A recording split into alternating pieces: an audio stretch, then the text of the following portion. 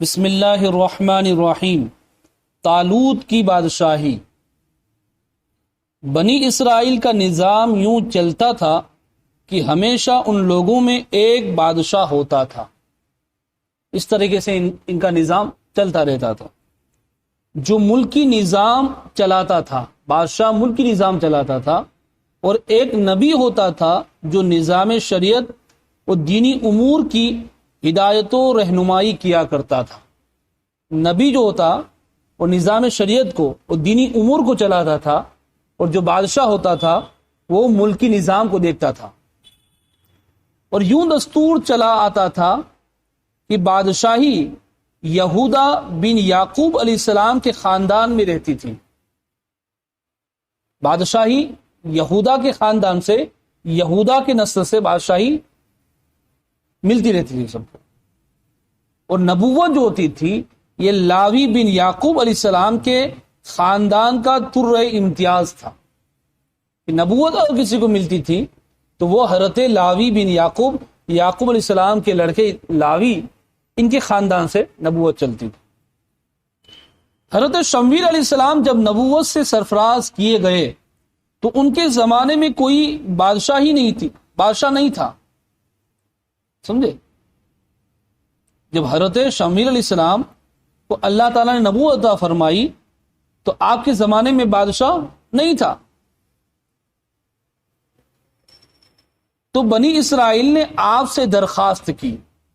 کن سے کی درخواست؟ حضرت شمویل علیہ السلام سے، کہ آپ کسی کو ہمارا بادشاہ بنا دیجیے۔ تو آپ نے حکم خداوندی کے مطابق طالوت کو بادشاہ بنا دیا۔ اس سے پہلے بھی تھوڑا اس کا ذکر آیا تھا کہ حضرت شمویل علیہ السلام نے طالوت کو بادشاہ بنایا، جو بنی اسرائیل میں سب سے زیادہ طاقتور اور سب سے بڑا عالم تھا۔ طاقت بھی اس کے پاس تھی اور علم بھی تھا اس کے پاس، لیکن بہت ہی غریب اور مفلس تھا۔ مال نہیں تھا اس کے پاس، علم تھا، طاقت تھی، لیکن دولت نہیں تھی۔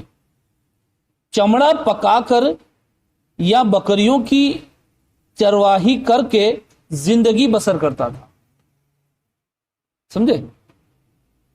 چمڑا پکا کر، اس کو بیچ کر، بکریوں کی چرواہی کر کے اپنی زندگی، جو اسے پیسہ ملتا تھا، زندگی گزارتے تھے۔ اس پر بنی اسرائیل کو اعتراض ہوا کہ طالوت بادشاہی خاندان سے نہیں ہے، لہذا یہ کیوں کر اور کیسے ہمارا بادشاہ ہو سکتا ہے؟ بنی اسرائیل کا کہنے کا مقصد یہ تھا کہ ہمارے درمیان بادشاہ ایسا ہونا چاہیے جس کے پاس مال و دولت ہو، اور یہ تو غریب آدمی ہے، یہ ہمارا بادشاہ کیسے بن سکتا ہے؟ اس سے زیادہ تو بادشاہت کے حقدار ہم لوگ ہیں، بنی اسرائیل کہنے لگے کہ ہمارے پاس پیسہ ہے، یہ کیا ہے، اس کے پاس کچھ نہیں ہے، تو ہم بادشاہ ہونا چاہیے۔ اس کو بادشاہ ہم ایکسیپٹ نہیں کرتے، کیونکہ ہم لوگ شاہی خاندان سے، بنی اسرائیل نے کہا، اور یہ شاہی خاندان سے بھی نہیں ہے اور غریب ہے۔ پھر طالوت کے پاس کچھ زیادہ مال بھی نہیں ہے۔ ایک غریب مفلس انسان بھلا تخت شاہی کے لائق کیوں کر ہو سکتا ہے؟ مال ہی نہیں ہے اس کے پاس۔ بنی اسرائیل کے ان اعتراض کا جواب دیتے ہوئے حضرت شمویل علیہ السلام نے یہ تقریر فرمائی، اور تقریر ایسی فرمائی کہ قرآن مقدس میں اللہ تعالیٰ نے ارشاد فرمایا، جس کا ترجمہ فرمایا، اسے اللہ نے تم پر چن لیا ہے۔ طالوت کو بنی اسرائیل پر چن لیا ہے کہ اللہ تعالیٰ نے اس کو بادشاہ بنایا، اور اسے علم اور جسم میں کشادگی زیادہ دی۔ علم بھی دیا اللہ تعالیٰ نے، طاقت بھی دی اس کو، اور اللہ اپنا ملک جسے چاہے دے، جس کو چاہے دے دے۔ اب اس میں یہ کہ مفلس ڈھونڈنا، طاقتور ڈھونڈنا، اللہ جس کو چاہے بادشاہی عطا فرما دے، اور اللہ وسعت والا، علم والا ہے۔ اور ان سے ان کے نبی نے فرمایا، حضرت شمویل علیہ السلام نے فرمایا، جب بنی اسرائیل نے یہ بات کہی تھی، اس کی نشانی ہم اس وقت اس کو بادشاہ مانیں گے جب تابوت سکینہ ہمارے پاس آئے گا. جیسے ہی تابوت سکینہ آیا تب بنی اسرائیل نے حضرت طالوت کو اپنا بادشاہ مانا. تو ان سے ان کے رب نے ان کے نبی نے فرمایا، حضرت شمویل علیہ السلام نے بنی اسرائیل سے کہا اس کی بادشاہی کی نشانی یہ ہے کہ آئے تمہارے پاس تابوت جس میں تمہارے رب کی طرف سے دلوں کا چین ہے. چنانچہ تھوڑی دیر کے بعد 4 فرشتے صندوق لے کر آ گئے. اس کا تھوڑا سا ذکر ہم نے پہلے بھی پڑھا. 4 فرشتے آئے صندوق لے کر اور صندوق کو حضرت شمویل علیہ السلام کے پاس رکھ دیا. یہ دیکھ کر تمام بنی اسرائیل نے طالوت کی بادشاہی کو تسلیم کر لیا، کیونکہ انہوں نے یہ بات کہی تھی نا کہ تابوت سکینہ آئے گا تو ہم اس کو بادشاہ مانیں گے. اور آپ نے بادشاہ بن کر نہ صرف نظام ملکی سنبھالا بلکہ بنی اسرائیل کی فوج بھرتی کر کے قوم عمالقہ کے کفار سے جہاد بھی فرمایا. وہ بڑی جو ظالم قوم تھی قوم عمالقہ، اس سے جہاد بھی آپ نے فرمایا. ملکی نظام کو بھی سنبھالا اور قوم عمالقہ پر جہاد بھی آپ نے کیا. اللہ تعالیٰ نے اس واقعہ کا ذکر قرآن مجید میں فرماتے ہوئے اس طرح ارشاد فرمایا جس کا ترجمہ یہ ہے، اور ان سے ان کے نبی نے فرمایا کہ بے شک اللہ نے طالوت کو تمہارا بادشاہ بنا کر بھیجا ہے. بولے اسے ہم پر بادشاہی کیوں کر ہوگی؟ کون بولا؟ بنی اسرائیل بولا. اور ہم اس سے زیادہ سلطنت کے مستحق ہیں، اور اسے مال میں بھی وسعت نہیں دی گئی، وہ تو غریب ہیں. فرمایا اسے اللہ نے تم پر چن لیا. حضرت شمویل علیہ السلام نے کیا فرمایا؟ اللہ نے چنا ہے، اور اسے علم اور جسم میں کشادگی زیادہ دی، اور اللہ اپنا ملک جسے چاہے دے، اور اللہ وسعت والا علم والا ہے. اور ان سے ان کے نبی نے فرمایا اس کی بادشاہی کی نشانی یہ ہے کہ آئے تمہارے پاس تابوت جس میں تمہارے رب کی طرف سے دلوں کا چین ہے، اور کچھ بچی ہوئی چیزیں ہیں معزز موسیٰ و معزز ہارون کے ترکہ کی کہ اٹھا لائیں گے اسے فرشتے. بے شک اس میں بڑی نشانی ہے تمہارے لیے اگر ایمان رکھتے ہو. اب تابوت سکینہ جو ہے 4 فرشتے لے کر آئے حضرت شمویل علیہ السلام کے پاس، اور شان کیا تھی کہ تابوت سکینہ کو اس تابوت کے اندر تو تبرکات تھے، حضرت موسیٰ علیہ السلام کے، حضرت ہارون علیہ السلام کے، حضرت سلیمان علیہ السلام کی انگوٹھی مبارک، بہت سارے تبرکات تھے. ان تبرکات کو فرشتوں نے اپنے سروں پر اٹھایا اور لے کر آئے. اب ان واقعات سے ہمیں درس کیا ملتا ہے؟ اس واقعہ سے جہاں بہت سے مسائل پر روشنی پڑتی ہے، ایک بہت ہی واضح درس یہ ملتا ہے کہ اللہ تعالی کے فضل اور اس کی نوازش کی کوئی حد نہیں ہے. وہ چاہے تو چھوٹے سے چھوٹے آدمی کو منٹوں بلکہ سیکنڈوں میں بڑے سے بڑا آدمی بنا دے.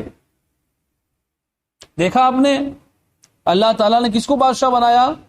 جس کے پاس کچھ نہیں تھا. تو اللہ جس کو چاہے منٹوں میں، سیکنڈوں میں، اللہ تعالیٰ جس کو چاہے بادشاہ بنا دے. دیکھ لو حضرت طالوت کو، ایک بہت ہی کم درجے کے آدمی تھے اور اتنے مفلس تھے کہ چمڑے کو دباغت دے کر اپنی روزی حاصل کرتے تھے. سمجھے؟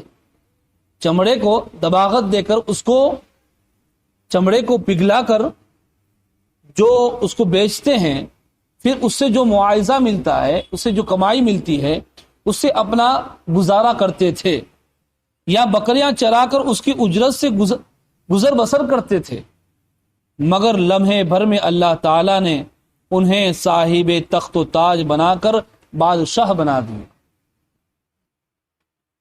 دوسرا، اس سے ہمیں ہدایت یہ ملتی ہے کہ اس واقعہ سے اور قرآن مجید کی عبارت سے یہ معلوم ہوا کہ جسمانی توانائی اور علم کی وسعت بادشاہی کے لیے مالداری سے زیادہ ضروری ہے. سمجھے؟ یعنی مالداری سے زیادہ ضروری کیا چیز ہے؟ جسم کے اندر طاقت ہونا، علم کا ہونا، یہ مالداری سے زیادہ ضروری.